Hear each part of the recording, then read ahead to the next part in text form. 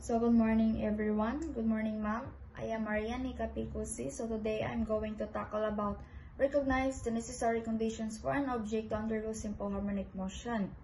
So necessary condition for simple harmonic motion is an object to perform simple harmonic motion or SHM. Like a spring oscillating back and forth, certain necessary conditions must be met.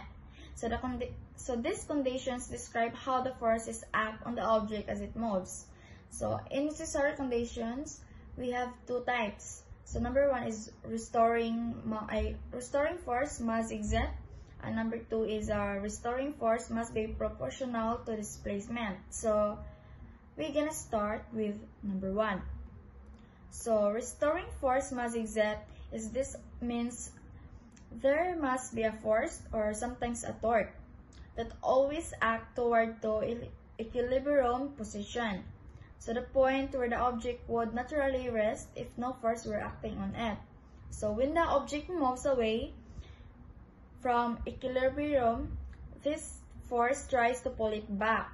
So this force tries to pull it back. So for example, in a spring, if you stretch it or compress it, the spring force always acts in the direction that restores it to the original length. So without this restoring force, the object wouldn't oscillate. It would just always still move away or continuously. So number two, the restoring force must be proportional to displacement. So this strength is restoring force depends how far unsa siya kalayon. So the object is displaced from its equilibrium position. So the farther the object moves, the stronger the restoring force becomes. So it also acts in the opposite direct to the displacement. That's why the equation includes the negative sign.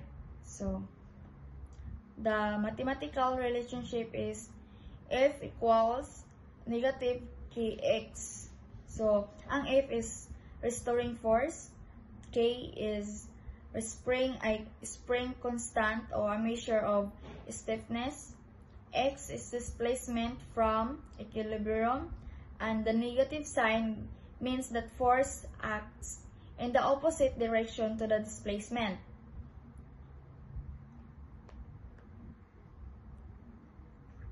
So we can also describe using the acceleration. So the formula is A equals negative W squared x. So this shows that the acceleration of the object is also directly proportional to the displacement, but opposite in direction.